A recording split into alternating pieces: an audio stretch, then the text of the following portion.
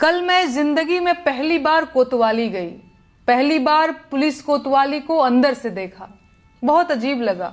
मैं घूमने नहीं गई थी, मुझे तो पुलिस ने नोटिस भेजकर बुलाया था। क्या आप जानते हैं मुझे क्यों बुलाया गया था? मैंने कोई चोरी नहीं की थी, किसी को गाली नहीं दी थी, मैंने इलेक्टोरल बॉन्ड भी नहीं खरीदा था और नहीं बीफ कंपनियों से चंदा लिया था। मैंने तो वोट भी नहीं चुराया था, लेकिन फिर भी मेरे खिलाफ एफआईआर दर्ज की गई और पूछताछ के लिए मुझे नोटिस भेजा गया। जानते हैं मेरा अपराध क्या था?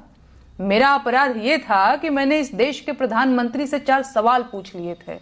मैंने इस आजाद लोकतांत्रिक देश के एक आजाद नागरिक की हैसियत से इस देश के प्रधानमंत्री की आलोचना कर दी थी। बस ये बात सरकार से बर्दाश्त नहीं हुई। होती भी कैसे? एक किसान परिवार की मामूली लड़की की इतनी हिम्मत कि वो प्रधानमंत्री से सवाल पूछ ले। औकात क्या है इसकी? तो बस भाई, मुझे मेरी औकात याद दिलाने के लिए नोटिस भेजकर थाने बुला लिया गया और मैं गई भी। क्या करती? कानून के हाथ बहुत लंबे होते हैं। बस वो अंकिता भंडारी के असली गुनहगारों तक नहीं पहुंचते और स्पेशल सर्विस मांगने वाले भाजपा के वीआईपी भी उससे बच जाते हैं। कानून के ये लंबे हाथ इंदौर में गंदे पानी से हुई मौतों के जिम्मेदारों तक भी नहीं पहुंचते। पेपर लीक कराने वाले, टूटी सड़कें बनाने वाले, अल्पसंख्यकों के खिलाफ नफरत भड़काने वाले, नकली दवाओं का कारोबार करने वाले, खाने की मिलावटी चीजें बनाकर देश भर में कैंसर फैलाने वाले, रेल दुर्घटनाओं के जिम्मेदार, टूटते पुलों के ठेकेदार, जंगल उजाड़ने वाले, पहाड़ काटने वाले और हवा को जहर बनाने वाले नेता, अधिकारी और कारोबारी कानून के हाथों से बच जाते हैं। लेकिन नेहा सिंह राठौर कानून के मजबूत और लंबे हाथों से नहीं बच सकती, क्योंकि वो प्रधानमंत्री से उनकी जिम्मेदारी पर सवाल पूछ लेती है। नेहा राठौर को बचना भी नहीं चाहिए। उसे ऐसी सजा दी जानी चाहिए कि देश और जमाना देखे। उसे उसके मुंह में जबान होने की भरपूर सजा मिलनी चाहिए।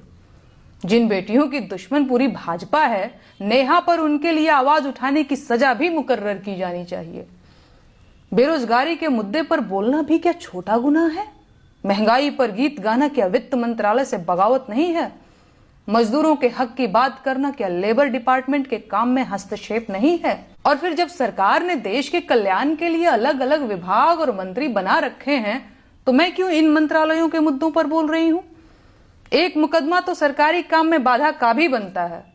देश में जब महिला आयोग है तो महिला अधिकारों की बात करने वाली मैं कौन होती हूँ? कितनी अजीब बात है ना।